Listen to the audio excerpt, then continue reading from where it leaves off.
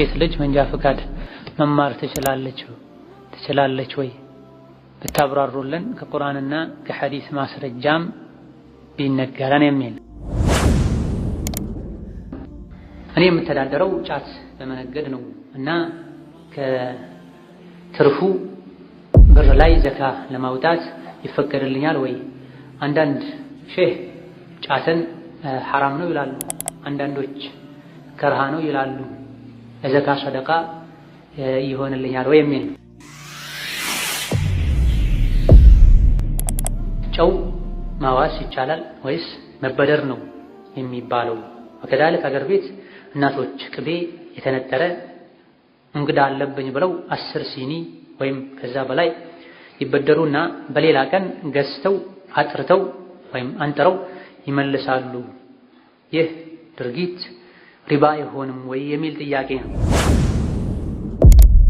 ለስራ ሰው ሀገር ሄዶ እየሰራ ቤተሰብም እዛው መስርቶ አቅም ካለው ሐጅ በሱ ላይ ግዴታ አይሆንበትም ወይ? ብዙ ሰዎች ሰው ሀገር ስለሆነን ግዴታ አይሆንብንም ስለሚሉ ነው። فاغتنم رحمك الله حياتك النفيسة واحتفظ بأوقاتك العزيزة. السلام عليكم ورحمة الله وبركاته. الحمد لله رب العالمين حمدا كثيرا طيبا مباركا فيه كما يحب ربنا ويرضى، والصلاة والسلام على نبينا وقدوتنا وحبيبنا محمد وعلى آله وأصحابه وسلم تسليما كثيرا. اللهم لا علم لنا إلا ما علمتنا إنك أنت العليم الحكيم. يا معلم آدم وإبراهيم علمنا ويا مفهم سليمان فهمنا. ثم ما بعد ክፍል 113 ከተማሪዎች ለሚመጡ ጥያቄዎች መልስ የምንሰጥበት የዛዱል መዓድ ፈታዋን። ዛሬ ከምናያቸው ጥያቄዎች የመጀመሪያው ተክቢር ረስቼ ሶላት ብጀምር እንደገና መጀመር አለብኝ ወይስ አይቻልም የሚል። ተክቢረቱል ኢህራም የሶላት ቁልፍ ነው። ተክቢረቱል ኢህራምን የረሳ ሰው ገና ሶላት ውስጥ ስላልገባ ፋቲሐን ቢቀራ ሩኩዕን ቢያደርግ እስከዚያ ያለው ሁሉ ባዶ ነው የሚሆነው። ከእንደገና ተክቢረቱል ኢህራም አድርጎ ሙሉውን መስገድ አለበት። ሌሎች ነገሮችን ከረሳ ነው ዋጅብ ከሆነ በሌላ ይተካል የሚባለው። ሩክን እንኳን ቢሆን ያለፈው ረካዓ ይተካዋል የሚባለው። ሲጀምር ግን ተክቢረቱል ኢህራም ያላደረገ ተክቢረቱል ኢህራምን ነይቶበት አላሁ አክበር ያላለ ሶላት ውስጥ አልገባም። የመጨረሻው ረካም ላይ ያስታውስ፣ ከጨረሰ በኋላም ያስታውስ፣ መሃል ላይም ያስታውስ፣ ያለፈው አይቆጠርም። እንደገና ተክቢረቱል ኢህራም ነው ብሎ መሐረም አለበት። ጨው ማዋስ ይቻላል ወይስ መበደር ነው የሚባለው? ወከዳልክ አገር ቤት እናቶች ቅቤ የተነጠረ እንግዳ አለብኝ ብለው 10 ሲኒ ወይም ከዛ በላይ ይበደሩና በሌላ ቀን ገዝተው አጥርተው ወይም አንጥረው ይመልሳሉ። ይህ ድርጊት ሪባ አይሆንም ወይ የሚል ጥያቄ ነው። ነዓም አይሆንም። ሪባ ያለባቸው 6 አይነት እህሎችን ነብይ ጠቅሰዋል አለይሂ ሰላቱ ወሰላም። ቴምር በቴምር፣ ስንዴ በስንዴ፣ ገብስ በገብስ፣ ጨው በጨው፣ ወርቅ በወርቅ፣ ብር በብር ብለው 6 ነገሮችን ጠቅሰዋል። እነዚህ እጅ በእጅ ካልሆኑ አንዱ ከተመሳሳዩ ጋር ሲሆን እኩል ካልሆኑ ሪባ ነው ብለዋል። እነዚህ ከተለያዩ ምክንያታቸውም መለኪያ መንገዳቸውም ከተለያየ የፈለጋችሁትን በፈለጋችሁ መልኩ ሸጡ፣ ምንም ሸርጥ ሳይኖር ብለዋል። ስንዴን መግዛት ቢፈልግ አንድ ሰው ብር ሰጥቶ እኩል መሆኑም ሸርጥ አይደለም፣ ወዲያው መረካከብም ሸርጥ አይደለም። ብርን በብር ሲሆን ለመሸጥ ሲሆን ለመቀየር ሲሆን እኩል መሆን አለበት፣ እጅ በእጅ መሆን አለበት። ስንዴን በስንዴ ሲለውጥ እጅ በእጅ መሆን አለበት፣ እኩል መሆን አለበት። ዓላማው ምን ከሆነ ሙዓወዳና በይዕ ከሆነ ሙዓወዳና በይዕ ከሆነ እኔ ጋር ስንዴ አለ፣ ስንዴው ደስ አላለኝም፣ አንተ ጋር ባለው ስንዴ ቀይረኝ ቢል አንድ ሰው መቀየር ከሆነ ወይም መሸጥ ከሆነ እኩል መሆን አለበት፣ እጅ በእጅ መሆን አለበት። ወልሚልሑ ቢልሚልሕ ብለዋል ነብዩ ሰለላሁ ዐለይሂ ወሰለም። ጨውን በጨው መቀየር ሪባ ነው እኩል ካልሆነ እጅ በእጅ ካልሆነ ብለዋል። መቼ ነው ጨውን በጨው መቀየር ሪባ ነው የምንለው? ዓላማው መሸጥ ሲሆን ወይም ደግሞ ጨውን በጨው መቀየር ሲሆን፣ እሷም ጋር ጨው አለ እሱም ጋር ጨው አለ፣ ሁለቱም ጋር ጨው አለ፣ ግን ጨውን በጨው መተካት ፈለጉ። ይሄኔ ምን መኖር አለበት? ሁለት መስፈርት መኖር አለበት። አንደኛ ሁለቱም መጠናቸው እኩል መሆን አለበት። የሚመዘን ከሆነ በሚዛን የሚለካ ከሆነ የሚሰፈር ከሆነ በመስፈሪያ። አንደኛው መስፈርት ይሄ። ሁለተኛው መስፈርት እጅ በእጅ መሆን አለበት። ሁለቱም ጨዋቸውን ይዘው መቅረብ አለባቸው። ጨው ይዘው ቀርበው መጠኑ እኩል ሆኖ ቢለወጡ ችግር የለውም። ከዚህ አንዱ ከጎደለ ሪባ ይሆናል። ሪባ ግን የሚሆነው መቼ ነው? ዓላማው መሸጥ ወይም ደግሞ መቀያየር ከሆነ። መሸጥም መቀያየርም ሳይሆን ኢርፋቅ ከሆነ ኢሕሳን ከሆነ ሪባ የለበትም። እኛ ጋር ጨው አልቋል፣ የለም ጨው ሲመጣ መልሳለሁ፣ አንድ ሲኒ ጨው ላኪልኝ ወይም አንድ ሳህን የሚሞላ ጨው ላኪልኝ ሌላ ጊዜ እኔ ጨው ሳገኝ መልሳለሁ ቢባል ችግር የለውም ይቻላል። ሪባ የሚሆነው መቼ ነው? ጨውን በጨው መቀየር ሲሆን፣ ጨውን በጨው መሸጥ ሲሆን፣ ጨውን ወይም ደግሞ አይቤን ወይም ደግሞ ቅቤን የሚሰፈር ከሆነ የሚለካ ከሆነ ለክቶ ወስዶ ሌላ ጊዜ ሲያገኙ ለክቶ መመለስ በብድር መልኩ ከሆነ በማገዝ መልኩ ከሆነ በተዓውን መልኩ ከሆነ ምንም ችግር የለውም። ሲጀምር ቅቤ ላይ አይቤ ላይ ዳቦ ላይ ሪባ አለ የለም የሚለው በተወሰነ መልኩ ኺላፍ አለበት ዑለማዎች ዘንድ። ራጂሑና ትክክለኛው ማንኛውም ተመዝኖ ወይም ደግሞ ተለክቶ ሰዎች የሚለዋወጡት የሆነ ለረጅም ጊዜ ተቀምጦ ሊያገለግል የሚችል የሆነ ማንኛውም ነገር ሰዎች የሚበሉት እስከሆነ ድረስ ሪባ አለበት ተብሎ ራጂሑ ይሄ ነው። በሻፊዕያ በሐንበልያ በሐነፊያ መሃል ያለው ኺላፍ እንዳለ ሆኖ ራጂሑ ምግብነት ካለውና የሚለካ ወይም የሚሰፈር ከሆነ ሪባ አለው። ቅቤ በ10 ኪሎ ቅቤ መለወጥ ቢፈልግ አንድ ሰው ዓላማው መለወጥ ከሆነ መጠኑም እኩል መሆን አለበት፣ እጅ በእጅም መሆን አለበት። ለምን? ቅቤ አንድ የሚበላ ነው፣ ሪባ አለበት። ሁለተኛ የሚሰፈር ወይም ደግሞ የሚመዘን ነው። ይህም ላይ በተወሰነ መልኩ ፉቃዎች ማለት ኺላፍ አለ። የሚመዘነው ምን አይነት ሲሆን ነው? የሚሰፈረው ምን አይነት ሲሆን ነው? እንደ ባህሉ እንደ አካባቢው ሊለያይ ይችላል። ጥራጥሬ የሆኑት የሚሰፈሩ ናቸው፣ ሌሎች የሚመዘኑ ናቸው ብለው የለዩ ዑለሞች አሉ። እኔ የምተዳደረው ጫት በመነገድ ነው እና ከትርፉ ብር ላይ ዘካ ለማውጣት ይፈቀድልኛል ወይ? አንዳንድ ሼህ ጫትን ሐራም ነው ይላሉ፣ አንዳንዶች ከርሃ ነው ይላሉ። ለዘካ ሰደቃ ይሆንልኛል ወይ የሚል ነው። ኢነላህ ጠይቡን ላ የቅበሉ ኢላ ጠይባን። አላህ ተባረከ ወተዓላ ንጹህ ነው፣ ንጹህ ነገር እንጂ አይቀበል። ከዘካ ዓላማ አንዱ ገንዘብህን ለማጥራት ነው። በእንዲህ አይነት ከስቦች የገባ ገቢ ሲጀምር ገንዘቡ ንጹህ አይደለም፣ ሙሉ በሙሉ ንጹህ አይደለም። ምንድነው ካንተ የሚጠበቀው? ሙሉውን አውጥተህ ከገንዘቡ መገላገል ነው ካንተ የሚጠበቀው። ዘካ የሚወጣው ከንጹህ ገንዘብ ንጹህ የተወሰነ ነው የሚወጣው። የሚወጣበት ዓላማ ምክንያት አንዱ በመሳሳት በመርሳት ባለማሰብ የተቀላቀሉ አንዳንድ ነገሮችን ለማጥራት ነው የምታወጣው። በዚህ መልኩ የሚተዳደር ሰው ግን ከመሰረቱ ጀምሮ የሱ ሐላል ከስብ አይደለም። ጫት አንዳንዶች ከርሃ ነው ይላሉ፣ አንዳንዶች ሐራም ነው ይላሉ። ለራሳቸው ደስ ያላቸውን ሙስተሐብ ነው፣ ለራሳቸው ደስ ያላላቸውን ከርሃ ነው የሚሉ ሰዎች በዝተዋል። ሐቂቃ ምንን መሰረት አድርገህ ነው ከርሃ ነው ያልከው ብትለው ደሊል የለም። አቅሉ ነው ደሊል ሊሆን የሚችለው። ሸሪዓችን ተመሳሳይ ነገሮችን ተመሳሳይ ሁክም ለመስጠት የተለያዩ ነገሮችን የተለያየ ሁክም ለመስጠት ነው የመጣው። ብዙ አካልን የሚጎዱ ጤንነትን የሚጎዱ ገንዘብን የሚያባክኑ ነገሮችን ሐራም አድርጓል፣ ሸሪዓ ከልክሏል። ጫት ገንዘብን ይጎዳል፣ ጤናን ይጎዳል፣ አቅል ላይ አእምሮ ላይ በተወሰነ መልኩ ተጽዕኖ ያሳድራል። ይሄ በጣም አድርገው የሚቅሙ ሰዎች የሚያውቁት፣ አብሯቸው የሚኖር ሰው የሚያውቁት፣ መናገር የሌለባቸውን ይናገራሉ። መተኛት ባለባቸው ሰዓት ይቀመጣሉ፣ መተኛት በሌለባቸው ሰዓት ይተኛሉ። ምን ሆነ ነው? ሰዎች ወጥተው እየሰሩ ነው፣ እያተረፉ ነው፣ እየነገዱ ነው። ከቀኑ 5 ሰዓት ላይ ቤት ተኝቷል። ምንድነው የተፈጠረው? ጫት ነው ያስተኝ። ሰዎች ተኝተዋል፣ ሌሊት 5 ሰዓት ላይ 6 ሰዓት ላይ ሰውን ቁጭ ብሎ ጫት ይቅማል። የአላህ ባሮች ተኝተዋል። ለምንድን ነው በዚህ ሰዓት ላይ አንተ ቁጭ ያልከው? ቁርአን እየቀራህ ነው፣ ዚክር እያልክ ነው፣ ሌሊት እየሰገድክ ነው፣ ተፈኩር እያደረግክ ነው። የለም ተፈኩሩ ሌላ ተፈኩር ነው። እዚህ ጋር 5 ገልባጭ መኪና፣ እዚህ ጋር 3 አይሱዙ መኪና፣ እዚህ ጋር እንደዚህ ነገሮች ነው ያሉት። ጫቱ ሲያልቅ ግን ምንም የለም። በህልሙ ያየው ነው የሚመስለው። የሌለውን ያለ ያስመስላል ጫት፣ ያለውን የሌለ ያስመስለዋል። ብዙ ዕዳዎች አሉበት። የቤት ኪራይ አልተከፈለም፣ የልጆች ትምህርት ቤት አልተከፈለም፣ ባለቤቱ ብዙ የሐኪም ቤት ቀጠሮ አለባት። ለዚህ ሁሉ ወጪ ያስፈልጋል። ነገር ግን ይዞት የሚመጣው ጫት የ300 የ400 የ500 ብር ጫት፣ ይህን 300 400 500 ብር ጫት በየቀኑ ቢያስቀምጠው ምንም ሳይጨናነቅ የልጆችን የትምህርት ቤት ይሸፍናል። ባለቤቱ በስርዓቱ እንድትታከም ያደርጋል። የቤት ኪራይ ይሸፍናል፣ የጤፍ ይሸፍናል። ለጤፍ ማውጣት ያሳዝነዋል። እኛ እኮ ድሆች ነን፣ እንዴት ነው በየጊዜው አስፈጭተህ አምጣ ምትይኝ ያለ ይከራከራል። ለጫት ሲሆን ግን 300 200 ምንም አይመስለው። ስለዚህ ያለበትን እንዲረሳ አድርጎታል ጫቱ። በትክክል ዕዳዎች እሱን እንደሚጠብቁት ቢያውቅ ቢያስብ በሙሉ ልቡ የ300 ብር ጫት አይገዛም፣ የ50 ብር ለስላሳ አይገዛም። ስለዚህ አቅለን በተወሰነ መልኩ ያዛባል። ይሄ ልንስማማበት የሚገባ ጉዳይ ነው። ያው የወደዱትን ነገር ሰዎች ገመናው መጥፎ ጎኑ እንዲወጣ አይፈልጉም እንጂ እንደሚጎዳ ችግሮች እንደሚያስከትል ይታወቃል። ለዚህም ነው የዓለም ጤና ድርጅት ከጎጂ እጾች መድቦታል። ሀገራችንም ላይ የተለያዩ አካባቢዎች ላይ በተለያዩ በሽታዎች የተጎዱ ሰዎች አንዱ ምክንያት የሳምባ ህመም ላይ የጨጓራ ህመም ላይ አልፎ ሁሉ የአእምሮ ህመም ላይ ከሰበቦች አንዱ ጫት። ስለዚህ ሸሪዓ ይሄን አይፈቅድልህም፣ ራሱ ጎጂ ነው። ሀገር ጤናን ይጎዳል፣ አፍያን ይጎዳል፣ ከዒባዳ ያዘናጋል፣ ያላግባብ ወጪ እንድታደርግ ያደርግሃል። ጉዳቱ በጣም ታውቋል፣ ግልጽ ወጥቷል። ነገር ግን ስለለመድነው መሸነፍ ማመነቅት ሆናል። ሙያ ተማር፣ ሀገር ቀይር።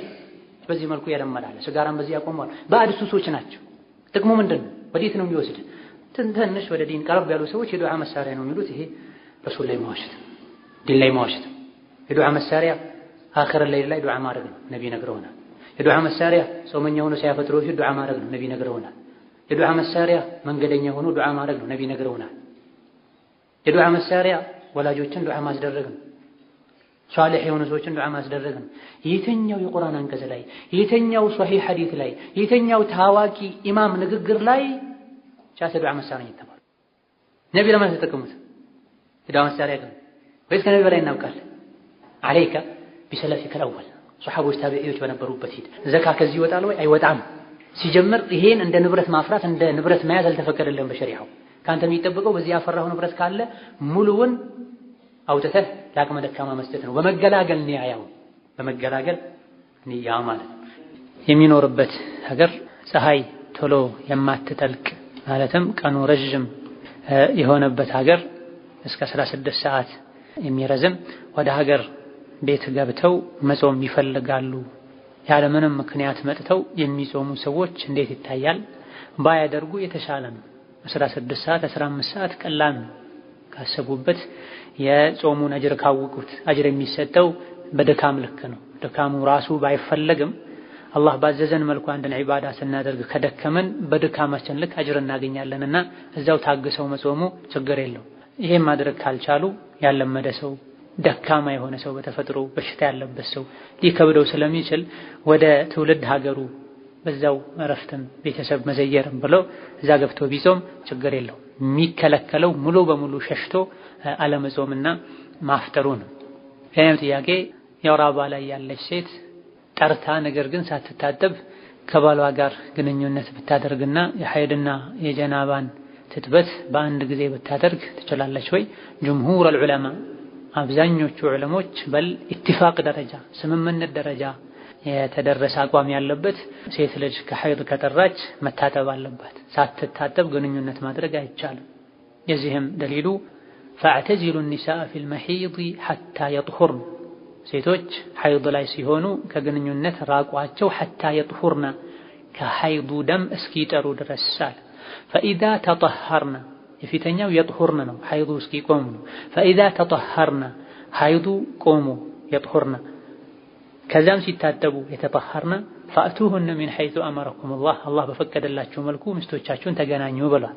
ሁለቱንም አላህ ተባረከ ወተዓላ አስቀምጧል። ሐይዱንም መቆም ከዛ በኋላ በእኛ ድርጊት የሚገኘው መጥራራት መጽዳት ወይም መታጠብም ከተገኘ በኋላ ነው ያለውና ሐይድ ጠርቶ ሳይታጠቡ ግንኙነት ማድረግ የተከለከለ ነው። እንደና አልባኒ ያሉ የተወሰኑ አይማዎች የፈቀዱበት ሁኔታ አለ። ነገር ግን ኢጅማዕ ደረጃ የደረሰን የዑለሞችን ስምምነት የጣሰ አስተያየት ስለሆነ መታጠብ ግዴታ ነው። ቁርአኑን ዛሂር የሚያሳየው ይሄን ነው።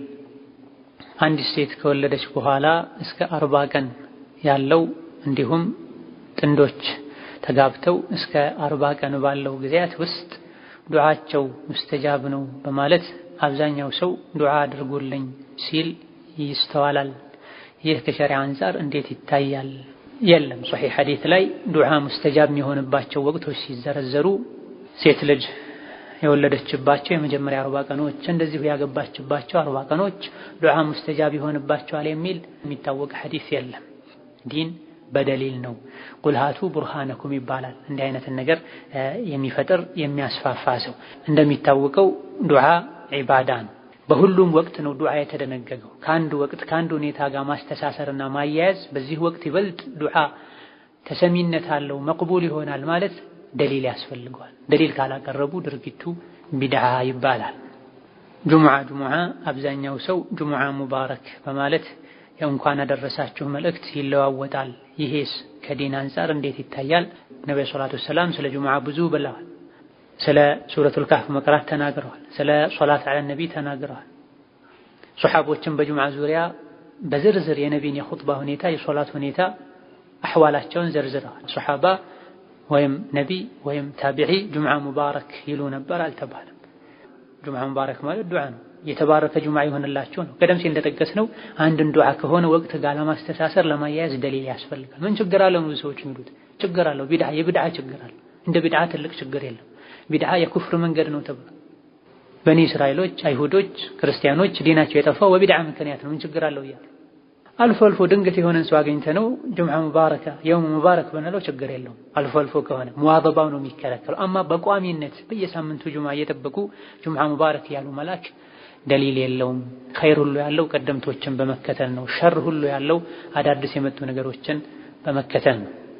ጫማ አውልቀው መስኮት ላይ ያስቀምጣሉ። በቤታችን ላይ ጫማ መስኮት ላይ አናስቀምጥም። ይህ እንዴት ይታያል? መስጂድ ከሆነ አይቻልም። መስጂድን ያቆሻል፣ ሽታም ጭምር ሊያመጣ ይችላል። ይሄ ጥያቄው በጣም ጥሩ ጥያቄ ነው። ቤታችን አናስቀምጥም፣ መስጂድን እናስቀምጣለን። ከንጹህ አቅል የመነጨ ጥያቄ ነው። ቤታችንን የምናከብረውን ያክል በል ከዛ በላይ የአላህን ቤት ልናከብር ይገባናል። በተለይ ክረምት ሲሆን ወከዛልክ እርጥበት ያለውን ቦታ ረግጠው ከሆነ ከጫማው ጋር ተያይዞ ፈሳሽ እርጥበትም ሊኖር ይችላል። መስጂድ ያቆሻል ወይም ይነጅሳል። ስለዚህ አላህን ተባረከ ወተዓላ ከማክበር አንዱ የአላህን ቤት ማክበር ነውና ቤታችንን ከምናከብረው በላይ የአላህን ቤት መስጂድን ልናከብር ጫማ ውጪ ልናስቀምጥ ይገባናል።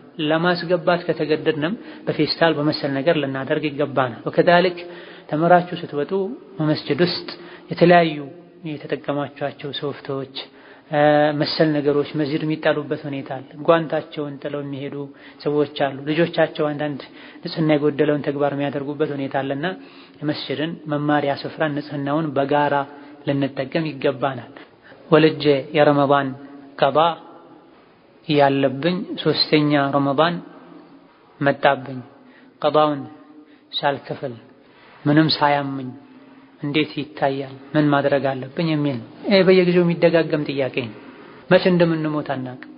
በዑድር ምክንያት ማፍጠር የተፈቀደለት ሰው ዑድሩ እንደተቀረፈ ወዲያውኑ ቀባ ማውጣት አለበት። አንድ አይደለም 3 ረመዳን እስኪያልፍ ድረስ ጾምን ቸላ ማለት የገፍላ የኢማን መድከም ምልክት ነው። ተውበት ማድረግ፣ መጸጸት፣ ራስን መውቀስ፣ ሁለተኛ አላደርግም ብሎ ቃል መግባት፣ አሁንም በተቀሩ ቀናቶች ያለውን ቀባ የቻሉትን ያክል ማውጣት፣ ከዛ በኋላ ረመዳንን ከሸኙ በኋላ በሰላም በቅደም ተከተል የፊተኛውን የመጀመሪያውን ከዛ ቀጥሎ ያለውን እያደረጉ ቀባ ማውጣት ነው። በነፍስ ወከፍ የቻሉትን ያክል ምስኪንን ማብላትን ቢቻል መልካም ነው። ፈርድ ሶላትን ለብቻችን ስንሰግድ ዝክርን ካለን በኋላ ዱዓ ማድረግ እንዴት ነው ቢያብራሩልን አይቻልም የሚሉ ስላሉ ነው ይላል። አልፎ አልፎ ከሆነ ብናደርግ ችግር የለም። ሁሌ በቋሚነት ከሆነ ግን ነብዩ ሁሌ በቋሚነት ጠብቀው ያደርጉ ነበር የሚል ደሊል የለም። አልፎ አልፎ ከሆነ ብናደርግ ችግር የለውም፣ ያውም ይሄም ሳይበዛ። በቋሚነት ግን የምናደርግ ከሆነ ለብቻችን እንኳን ቢሆን ነብዩ አላደረጉም።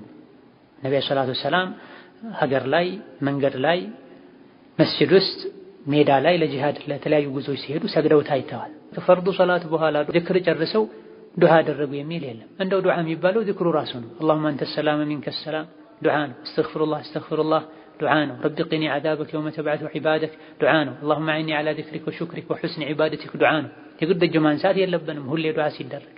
ይሄን ዝክር ስንል እጃችን ሳናነሳ ነው የምንለው። ዝክርም ዱዓም ነው፣ በቂ ነው። አልፎ አልፎ ግን ጠበቅ ያለ ሐጃ ኖሮበት አንድ ሰው ተጨንቆ ዱዓ ማድረግ ቢፈልግ በወቅቱ ዱዓ ስላስፈልገው ዱዓ ማድረግ ቢፈልግ አልፎ አልፎ ከሆነ ችግር የለም። በቋሚነት ግን እጅ ያነሱ ማድረግ ከነቢ አልተገኘም። ከሶላት በኋላ ዱዓ መቅቡል ነው አልተባለም ወይ? ከሶላት በኋላ የሚባለው ይሄ ዚክሩ ራሱ ነው። አሁን ያልነው ዚክር ዱዓ ነው። ከዚክሩ ጋር ያይዘን አንዳንዴ የሆነ ነገር ሲኖርብን ዱዓ ብናደርግ ችግር የለው። ሌላው ዱቡር ሶላት ማለት ከሶላቱ ሳይወጡ የሶላቱ መጨረሻ ላይ ማለት ነው። ዱቡሩ ሸይ አኺሩ ከቋንቋ አንፃር እንኳን ዱቡር ማለት የኋላ ክፍል ማለት ያንደ ነገር የኋላ አካሉ መቀመጫ አካባቢው ማለት የኋለኛ አካሉ ይህ አካል ከሚባለው ነገር የተነጠለ አይደለም። ከሶላት ከወጣን ዱቡር አይባልም። ስለዚህ ዱቡር ማለት ተህያቱን ከጨረሱ በኋላ የሚደረግ ዱዓ ነው ተብሎ ተፈስሯል። ሌላኛው ተፍሲሩ ከሶላት በኋላ የሚደረገው ዚክር ነው በመባል ተፈስሯል። አንድ ሰው ለስራ ሰው ሀገር ሄዶ እየሰራ ቤተሰብም እዛው መስርቶ አቅም ካለው ሐጅ በሱ ላይ ግዴታ አይሆንበትም ወይ? ብዙ ሰዎች ሰው ሀገር ስለሆነን ግዴታ አይሆንብንም ስለሚሉ ነው። ይሄ አላዋቂነትና ዱንያን መውደድ ነው። የሰው ሀገር የሚባለው በተለይ እዛው ከመካ ከመዲና ቅርብ ከሆነ ማድረግ ወጅብባቸዋል።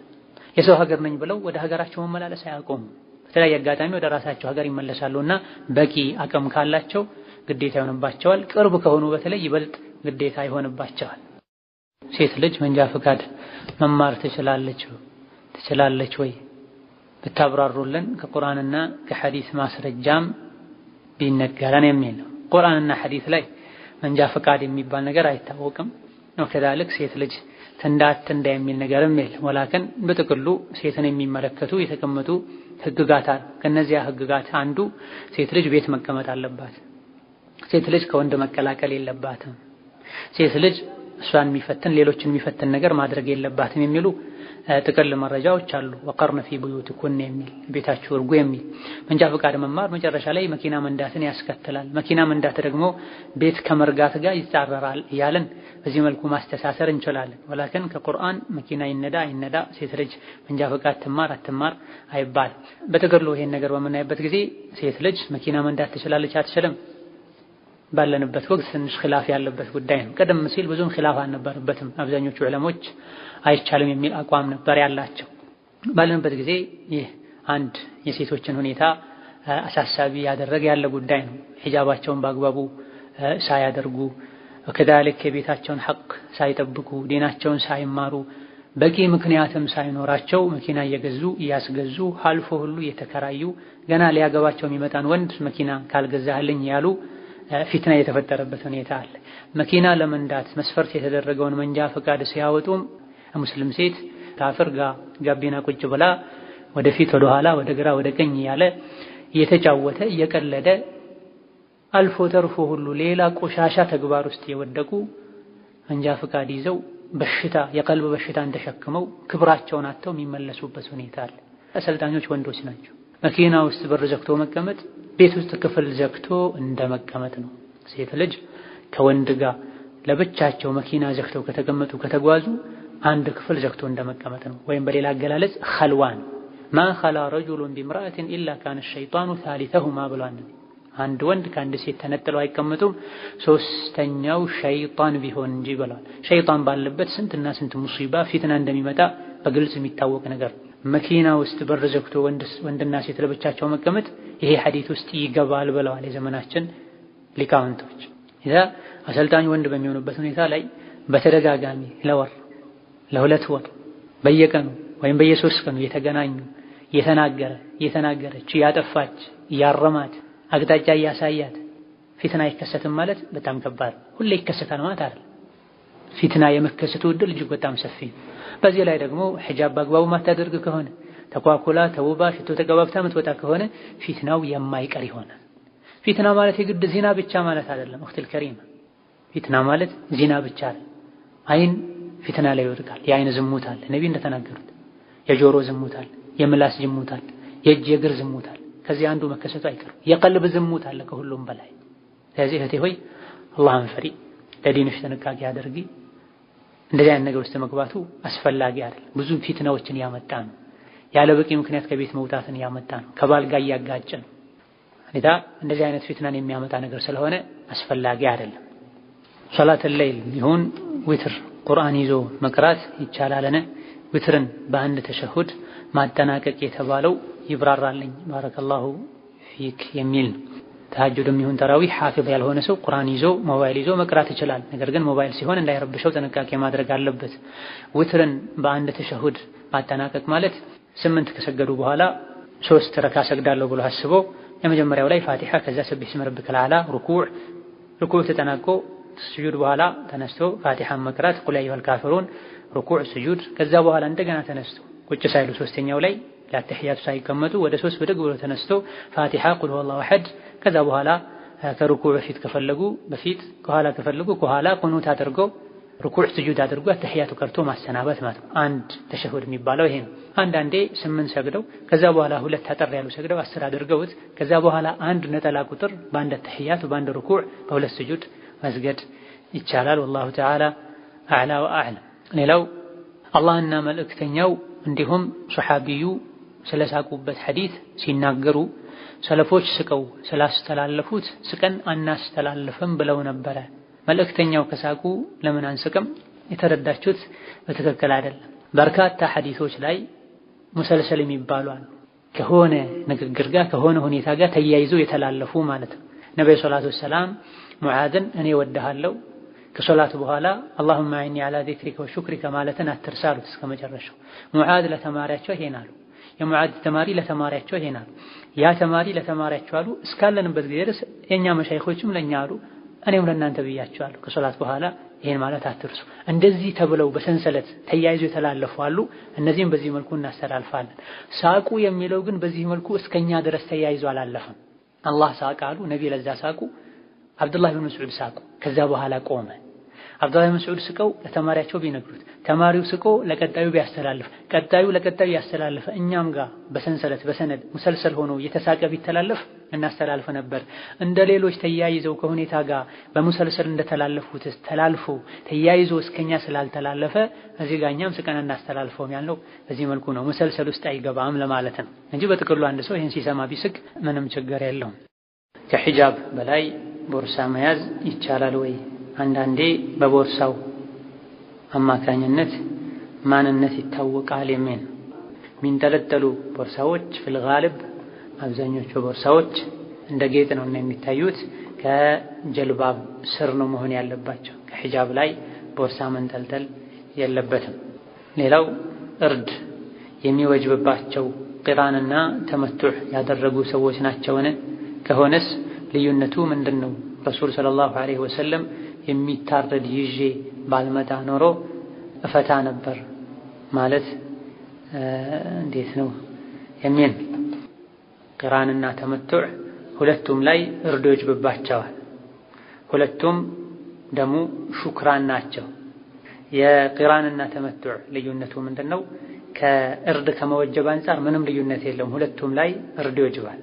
ልዩነቱ ያለው ንያውና አፈዛዘሙ ላይ ነው። ተመቱዕ ላይ ዑምራ አድርጌ ከዑምራዬ ተፈትቼ ቆይቼ 8ኛው ቀን ላይ ካለሁበት ስፍራ በመነየት ወደ ሚና ሄዳለሁ ተብሎ ነው የሚነየተው። ቂራን ደግሞ ሐጅና ዑምራን በአንድ ጉዞ አደርጋለሁ፣ መሃል ላይም በኢሕራሜ እቆያለሁ። አንድ ጠዋፍ፣ አንድ ሰዓይ፣ አንድ ሐልቅ ወይም ተቅሲር ነው ማደርገው ማለት ነው የሚሆነው። ተመቱዕ ሲሆን ሁለቴ ነው ፀጉር የሚነሳው፣ ለሐጅ አንድ፣ ለዑምራ አንድ። ወከዛልክ ጠዋፍም ሁለት ጊዜ ነው የሚደረገው። አላሁመ ኢላ አስቀድሞ ጠዋፍ አድርጎ ሰዓይ ማድረግ የፈለገ ሰው ሁለቱን ከነየተበት የሚችልበት ሁኔታ አለ። ሌላው ሐጅ መብሩር ያደረገ ሰው አላህ ድህነቱንና ወንጀሉን ያራግፍለታል የሚል አለ። ድህነትን እንዲያስወግድለት አስቦ ነይቶ ሐጅ ማድረግ ይቻላል ወይ? በመጀመሪያ ደረጃ ሐጀል መብሩር ድህነትን ያራግፋል ወይም ከድህነት ያወጣል ሳይሆን የሚለው ሐዲቱ ሐጀል መብሩር ጀዛው ጀነት ነው የሚል ሐዲስ ነው ያለው። ወከዛሊክ ትክክለኛ ሐጅ አሁን እንደተወለደ ሕፃን ከወንጀል ነፃ አድርጎ ይመልሳል እንጂ ሐጀል መብሩርና ሪዝቅ ጋር የሚያያይዝ ሐዲስ የለም። ወላኪን ነብዩ ሰለላሁ ዐለይሂ ወሰለም ሌላ ሐዲስ ላይ ሐጅና ዑምራን አከታትላችሁ አድርጉ፣ ሐጅና ዑምራን አከታትሎ ማድረግ ድህነትና ወንጀልን ያራግፋል የሚል ሌላ ሐዲስ ነው ያለው። ሐጅን መደጋገሙ ነው ድህነትን የሚያስወግደው። ሆኖም አንድ ሰው ድህነት እንዲለቀኝ ብቻ ብሎ ሐጅ ማድረግ አይችልም። ምክንያቱም በመልካም ሥራ ዱንያን መፈለግ ስለሚሆን ማለት ነው። የአላህ ፊት ጀነት አኺራ በሚፈለግበት ዒባዳ ዱንያን መፈለግ ስለሚሆን ማለት ነው። ስለዚህ ሐጅ አደርጋለሁ፣ ሐጅ ወንጀልን ያራግፋል፣ ርዝቅን ያመጣል፣ ይሄ ይቻላል፣ ችግር የለም። እግረ መንገድ ስንነይተው ማለት ነው። አላህ ተባረከ ወተዓላ ላ ጁናሐ ዐለይኩም አን ተብተጉ ፈድለን ሚን ረቢኩም ፈኢዛ አፈድቱም ሚን ዐረፋትን ፈዝኩሩላህ ብላ ሐጅ ስትሄዱ በዛው የሆነ ንግድ ነግዳለሁ ብላችሁ ብትሄዱ ችግር የለውም ብሏል። ስለዚህ ለሐጅ ሲሄዱ መነገድን መነየት ችግር እንደሌለ ሁሉ ሐጅ ማድረጌ ወንጀሌን ያራግፍልኛል፣ የርዝቅን በር ይከፍትልኛል ብለን ብናደርግ ችግር የለም። ነገር ግን ገንዘብ ማግኘትን ሀብት ማግኘትን ከድህነት መውጣትን ብቻና ብቻ አስቦ መሄድ በአላህ ተባረከ ወተዓላ ማጋራት ነው የሚሆነው። ሌላው ኢስቲምና ወይም ራስን በራስ ማስደሰት የሚባለው ሁክሙ እንዴት ነው? ፈሳሽ ነገር ከወጣስ መታጠብ ግዴታ ነው? ሰው ጠይቆኝ ስለማላውቀው ነው የሚል ነው። እስቲምና ራስን በራስ ማርካት ሐራም ነው፣ ወንጀል ነው፣ የእጅ ዝና ነው። ወከዛሊክ አልዋዕዱ አሱራ በመባልም ይታወቃል። አላህ በተከበረው ቃሉ ፈመን ብተጋ ወራእ ዛሊከ ፈኡላኢከ ሁሙል ዓዱን ብሏል። ከጋብቻ ውጪ ከትዳር አጋር ውጪ ባለ መንገድ ራስን ለማስደሰት ለማርካት መሞከር ፈኡላኢከ ሁሙል ዓዱን እንዲህ አይነት ሰዎች ድንበር ኃላፊዎች ናቸው ብሏል። ድንበር የሚያልፉ ሰዎችን አላህ አይወድም። ኢነላህ ላ ዩሒቡል ሙዕተዲን ድንበር የሚያልፉ ያልተፈቀደን ስራ የሚሰሩ አላህ አይወድም ተብሏል። ነብዩ ሰለላሁ ዐለይሂ ወሰለም የቻለ ሰው ያግባ ያልቻለ ሰው ይጹም ነው እንጂ ያሉት እንደዚህ አይነት የራሱን ክብር ከሚጠብቅ ሰው ማይጠበቁ ነገሮችን ማድረግን አላመላከቱም አለይሂ ሰላቱ ወሰላም። ይሄን አድርጎ ፈሳሽ የወጣው ሰው በስሜት ከሆነ ገላን መታጠብ ዋጅብና ግዴታ ይሆናል። والله تعالى أعلم. يتكررون إلى ذي الملزمين. والسلام عليكم ورحمة الله وبركاته.